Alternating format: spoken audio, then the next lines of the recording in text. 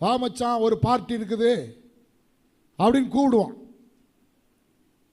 ஒரு ஆவிக்குரியவன் அதை விட்டுட்டு இல்லை எனக்கு ஒரு சின்ன வேலை இருக்குதுன்னு சொல்லி ஒரு சின்ன பொய் சொன்னாலும் அதிலிருந்து தப்பிச்சு வரான் பாரு, அவன் ஆவிக்குரியவன்.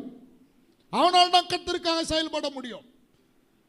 வா மச்சான் டூர் இருக்குது, டிபார்ட்மெண்ட்டில் டூர் இருக்குது, வேலை செய்கிற இடத்துல டூர் இருக்குது, இங்கே போகலாம் அங்கே போகலான்னு உடனே முதல்ல நிற்கக்கூடாது. அவன் கூப்பிடுவான். அவனுடைய ஆலோசனைக்கும் அவனுடைய ஐக்கியத்திலிருந்தும் அவன் தப்பித்து வந்து நிற்கிறான், அவன் ஆவிக்குரியவன். இங்கேயும் கை தட்டுறது அங்கேயும் கை தட்டுறவன் ஆவிக்குரியவன் அல்ல. அவனால் கர்த்தருக்காக செயல்பட முடியாது. நண்பர்கள் வேண்டும், உலக நண்பர்கள் வேண்டும், சிநேகிதர்கள் வேண்டும், அன்பு வேண்டும், ஐக்கியம் வேணும், உறவுகள் வேணும். ஆனால் அந்த ஐக்கியத்தோடு அவர்கள் செயல்படுகிற காரியங்களை நம்முடைய செயல் இருக்கக்கூடாது.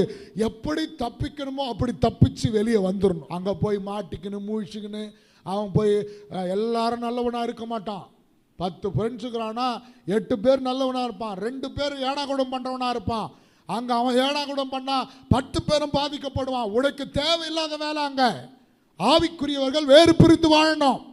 எந்த இடத்திலும் நீ ஆவிக்குரியவன் என்பதை காண்பிக்கணும்.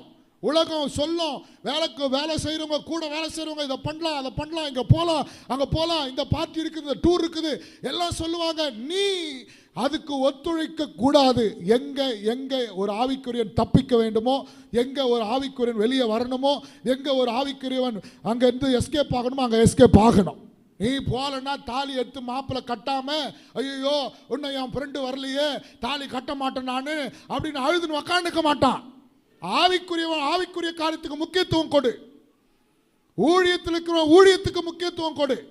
தேவனுடைய பிள்ளைகள் தேவனுக்கு முக்கியத்துவம் கொடுங்க.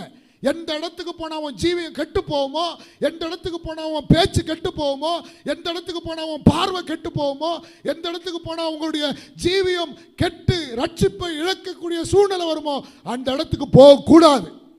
போயிட்டு ஐயோ விழுந்துட்டுனே, ஐயோ நான் விழுந்துட்டுனே, ஐயோ நான் பார்த்துட்டுனே, ஐயோ நான் பேசிட்டுனே, ஐயோ நான் இப்படி பண்ணிட்டேனே, கட்டாவே நான் மன்னிச்சுங்க அதுக்கப்புறம் வந்து புலம்பின்னு இருக்கக்கூடாது.